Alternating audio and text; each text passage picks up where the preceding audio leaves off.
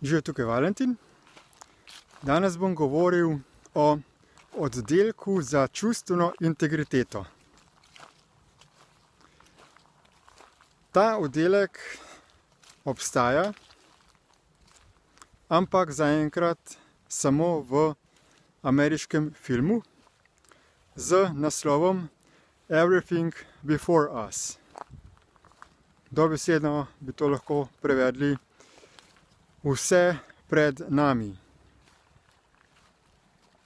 Posnet je bil leta 2015 in vsem priporočam ogled tega filma. Film prikazuje nekaj odnosov med mlajšimi in starejšimi pari, medtem ko je v družbo vpeljana merska enota, ki se imenuje lestvica čustvene integritete in ima stopnjo od 0 do 100. Veliko se je govorilo o čustveni inteligenci, poznamo pa tudi inteligenčni kvocient oziroma IQ, ki se ga že dejansko meri z raznimi testi. Vsak si gre torej lahko zmeriti svojo inteligenco in mu preko rešitev številnih testov določijo inteligenčni kvocient, torej določeno številko. In potem se lahko vsak baha, da ima določeno stopnjo inteligence in tudi taka oseba, ki ima zelo visok inteligenčni kvocient, ima potem možnost se včlaniti v določena združenja, kjer se zbirajo ti elitni posamezniki na področju izmerjene inteligence. No, v tem filmu Everything Before Us pa se govori o čustveni ne inteligenci, ampak integriteti, ki je tudi povezana z inteligenco.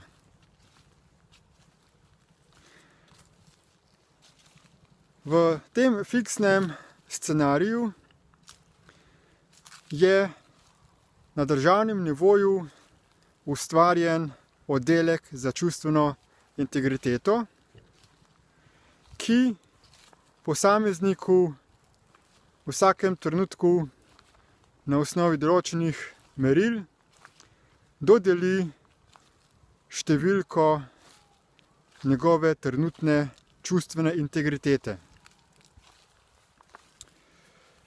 Ta oddelek naj bi bil ustvarjen z namenom, da se poveča čustvena integriteta v družbi in da bi posamezniki zaradi določenih kriterijev, meril, ostali čim dalj časa v življenjski partnerski vezi, da bi ustvarjali kvalitetne,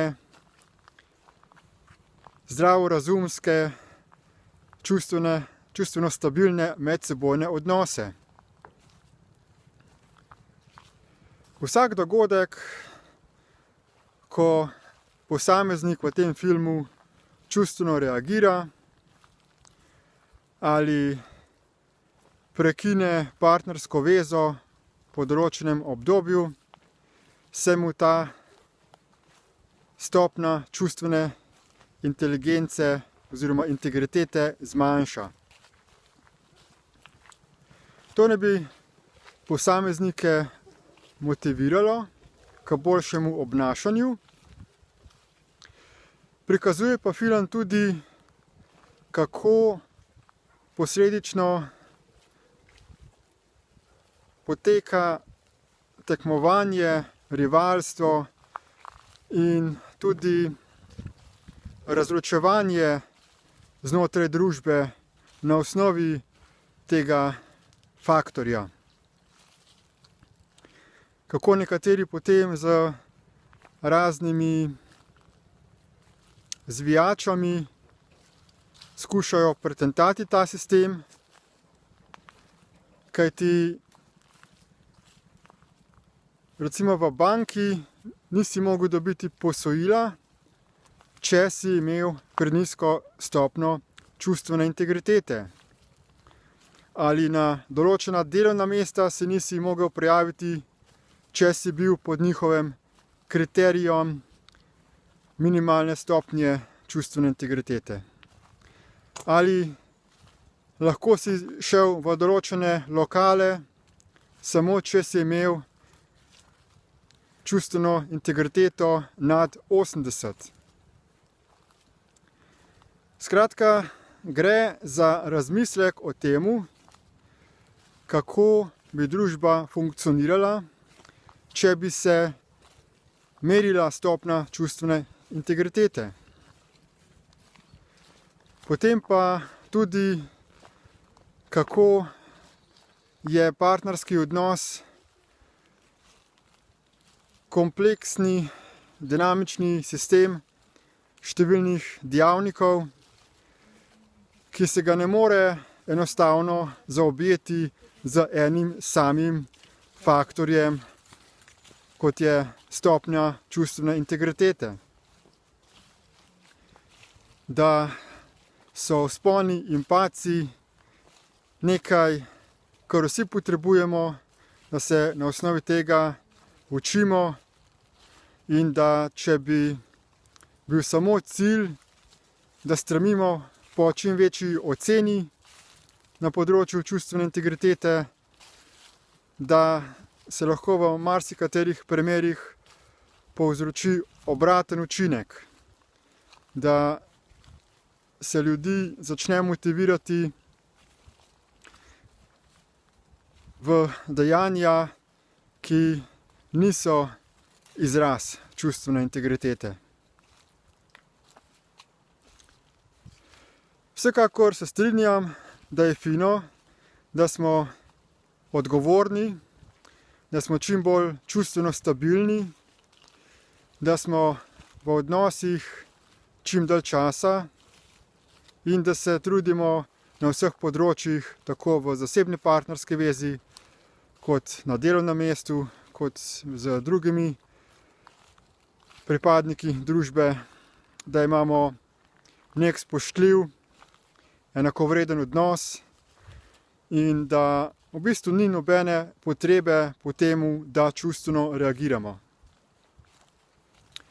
Vse se da zmeniti z uporabo zdrave pameti na osnovi medsebojnega vzajemnega dogovora.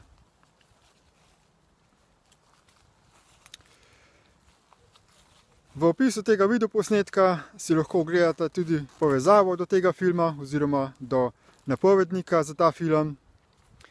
In pa tudi najdete pod tem videoposnetkom vrhunske povezave do vsebin, do podpornega gradiva, izobraževalnih audio-video posnetkov in spletnih tečajev, ki vam bodo izjemno pomagali, da postanete čustveno stabilna oseba in da v primeru, da bi v naši družbi že obstajal tak urad, da bi si zagotovo povečali